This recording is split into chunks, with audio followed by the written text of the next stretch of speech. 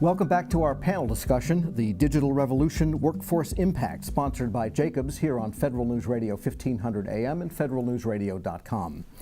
My guests today are Michael Hogan, Standards Liaison in the Information Technology Laboratory at the National Institute of Standards and Technology. Dean Souleles is Chief Technology Advisor to the Principal Deputy Director of National Intelligence in the Office of the Director of National Intelligence. Dr. Karma Sawyer is Program Manager for Emerging Technologies in the Building Technologies Office at the Energy Department. Douglas Terrier is Acting Chief Technologist at NASA, and Larry Tellman is Vice President of Innovation at Jacobs Aerospace, Technology, Environment, and Nuclear. I'm your moderator, Tom Temin. And Mr. Tellman, I want to start with you for this as we begin here, because we want to get into the human capital side of this and the cultural side of this that affects agencies. And again, as you look across the landscape of federal agencies and even commercial customers, what is their challenge in terms of the right people that can take this critically important issue, because this is not just a data and IT department issue, it's really an agency issue, if you will. It's the entire workforce. I mean, if you break it down into the development and deployment of the technology, that takes a skill set. And then how to use the data. How do I change the way I'm doing my business today to take advantage of the information that's available? And they are fundamentally two different parts of the organization, or generally two different parts of the organization. But it really gets back to change management. How am I going to implement change in my business, in my organization, in a way that will be effective? It's the data's there, the information is there. How can I operationalize it? And some of the fundamentals of change, some statistics that McKinsey reports that 30% of change initiatives succeed. 70% fail, and it all gets back to the culture of the organization. So organizationally, are they prepared for the change? We in our homes today, we use the Internet of Things and the digital revolution. It's on our phones, it's in our homes, it's in our cars, it's everywhere. But we haven't translated that necessarily into the work environment, as pervasive as it is in our homes. Part of that is, as I mentioned earlier, culturally, organizationally, we're not suited for that agile adoption of technology yet. We're getting there. So the workforce change management is fundamental to being successful in operationalizing all this capability. We can educate, and we do need to educate. We need to get more technical skills into our workforce, but we got to bring that creative spirit in. We got to bring those ideas that people think about into the workplace. Try them, deploy them, learn from the mistakes, and quickly accelerate the implementation of those new capabilities that are on the shelf today that we just haven't deployed yet. So it's really around change management. It's around having a workforce that's empowered. It's inspirational leadership to find those people and accelerate their deployment of great ideas. And take advantage of all the technology that's available today that's frankly still untapped.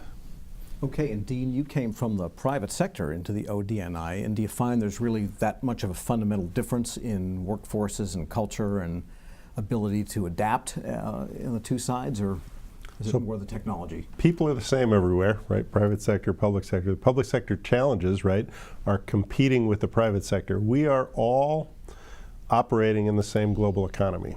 So when the intelligence community is trying to hire computer scientists, we are competing with Microsoft and Google and Amazon and 1,000 .com startups and Baidu and Tencent in China. So we're competing for the same global workforce. They all go to the same universities, they get the same training, they have access to the same open source tools.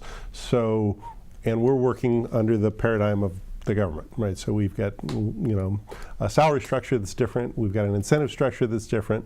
The advantage we have, particularly in the intelligence community, is mission. I can't think of a better mission than, than keeping America safe, right, from various kinds of foreign threats. So, what are we doing in the intelligence community to try and kind of get at this problem? Number one, a few years ago there was no career track for data science. We didn't have, you couldn't identify a person who was a data scientist. So all our agencies today have data science career tracks. In fact, we have chief data officers at all of our agencies today, when just a few years ago there were none.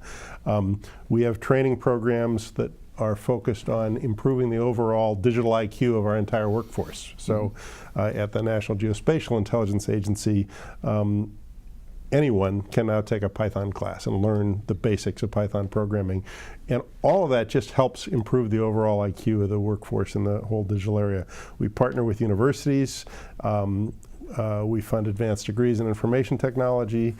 We partner with industry using internships and externships, and we tap the resources of our national laboratories. So we're trying to get at the workforce issues from a whole bunch of different aspects, and we have to grow it internally. We know we're not going to completely hire our way out of it.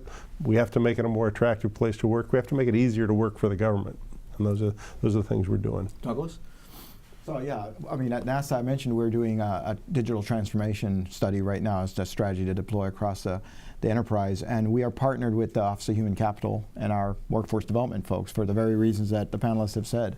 So I think one of the things important to bring out, though, is that this is not a single-time event, transformation, because as these technologies exponentially grow around us, we'll see the workforce changing perhaps every 10 years at least, and maybe more often as time goes on. So it's a continuous process of trying to retrain and re-educate, and we're working very close with our university pipeline, STEM pipelines, to make sure we're feeding that information back to them in terms of how they prepare students for what is going to be a very dynamic and agile environment that they're entering. And it's not, obviously we need to have the right capabilities in-house to be able to take advantage of the digital capabilities available to us, but it's also something that cascades out to every aspect of society. So just to give one quick example, obviously we've got many different devices, communicating across the spectrum of life right now. One of the things we're doing at NASA is working with the FAA on automating the National Airspace System. So most people are aware that today airplanes are equipped with satellite uplinks. They provide unconditioned maintenance data back to satellites that's then fed down to their ground operations center, and they have spares and so on waiting if there's a problem ahead of time.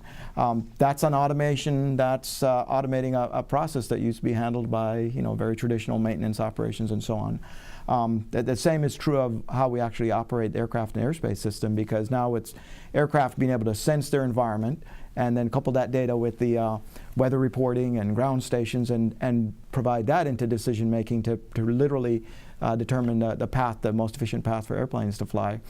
Great advantage because we can get tremendous efficiency improvements without any fundamental physical technology change in the aircraft. But it's huge implications to pilots and what their role is, and ground maintenance folks and operations folks. So it cascades through all areas of society. Yes. Yeah. You look like you're ready to jump in there. I am. I really have resonated with a lot of the comments that the rest of the panelists have said. This space in particular, Internet of Things, it's been interesting to watch the staff within the Department of Energy, the Building Technologies Office, think about their mission and the strategy that we take to approaching that mission in this new internet-connected world. Because like you said, Douglas, it cascades. So for many years, the staff in the Building Technologies Office has been thinking about saving energy, reducing the total impact for our buildings and our larger energy system. But now with all of this connectedness, not only does it require them to have more different computer science type skills, but they have to think about whether that's really a holistic representation of our mission anymore. Now it's not just about saving energy, it's about making buildings more flexible so that they can have a more interactive role with the larger energy system. So, you have to take a step back and think a lot more. We are a mission-driven workforce. The people I go to work with every day they're eager, they're chomping at the bit to do their work, and it's changed. It's changed because of the market and because of all these cascading effects. And so I think that's fantastic, I think, and I've watched them all really grow into it. But I think we need to acknowledge that because of the unique role the public sector has in being mission-driven, it means you have to look at these things, I think, a little bit differently. And Michael, when you get comments in, who comments on NIST documents? Because that's probably a clue as to where the interest is in all of this. Well, we hope to get comments from industry associations, standards developing organizations, like why didn't you put our standard in here? And so the U.S. standard system is different from many other countries. we're bottom up, we're laissez-faire, we're cowboys and Indians. It's private. Most of the standards developers are private sector organizations. It's not top-down government. And so we as agencies worked on this report, and we feel that we're the junior partner in getting these standards done with the private sector. So the private sector, we need to hear from them in all their manifestations. The last report we did, we heard from a lot of standards developers and industry associations, and you could see some multinational companies got the same comments in every venue, and that's good. They're energized, they're interested, they want to get things clarified. So I think that's good. With respect to the workforce, these are technical standards dealing with technical issues. There's one area that we do, it's called Information Security Management Systems, which is in the federal government is FISMA, but there's like the ISO 27000 series for that. Mm-hmm. And so that has a lot of security controls for this, that, and the other, but it also includes the people that are in your workforce have to be trained so you have done everything right except somebody gives up their password inadvertently. Okay, so these standards can address having a more savvy workforce. We're going to have trouble having more savvy small and medium enterprises because they don't have IT departments, and we're going to have trouble having savvy citizens. So just like you learn how to manage your credit card, you're going to have to learn how to manage your IT for security. So the standards are not a panacea for everything, but they are a necessity for large organizations to be secure. And Larry, you mentioned change management and the failure of too many of the change efforts that start in organizations, also creative spirit. Where does this start in an agency? When you're dealing with an agency, who's got to make sure this all happens? It's maybe not the CIO necessarily. While there is a blurring between the CIO and your chief technology officer and the chief data scientist, it starts at the top.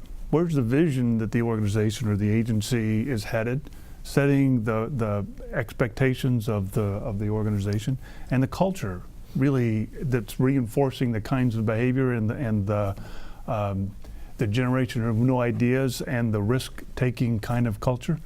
It starts at the top, and it creates an opportunity for people to come to work and be excited, as you mentioned. They want to be part of the mission. That vision is set by the leadership. Dean? Yeah, that's exactly right. So in the IC, D&I Coates, Principal Deputy Director Gordon have kind of set the stage for this whole area of big data, Internet of Things, AI, and machine learning as one of the priorities for the community. And having that kind of executive leadership at the executive committees and the deputies committees of the agencies is really, really critical to getting the kind of change you want. But for government in general, we got to do better in a whole bunch of ways. We got to work on acquisition reform so that we make it easier for the private sector to do business with us, because a lot of what we do we contract out, right? And we make it hard for the private sector to work with us. We got to have better data policies. Even within the intelligence community, a big focus of what we do is focused on civil liberties and privacy, and understanding that in the Internet of Things is critical. We've got to engage the security and counterintelligence community broadly.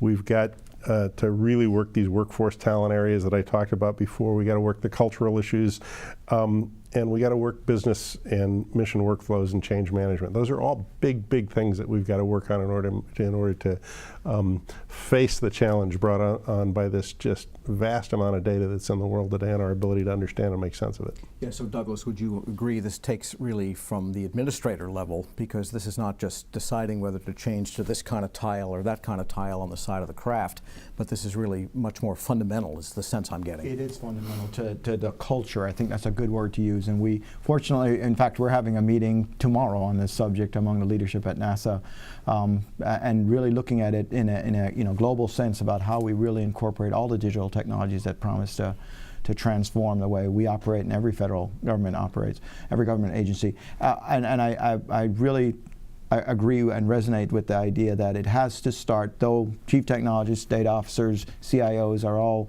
very much all hands on deck, but it has to be a vision from the top of the agency, whatever organization, commercial or government, that this is truly changes the entire fundamental culture of the organization, so it has to be top down. Okay, final question. You have 60 seconds to Dr. Sawyer. Do you think the final turn off the light sticker can finally go away because this is all going to be automated? You know, that's the core question, right, that you start to get at in this space. So you gave me an easy one, right? No, I mean, I think people are still here, right? And you can't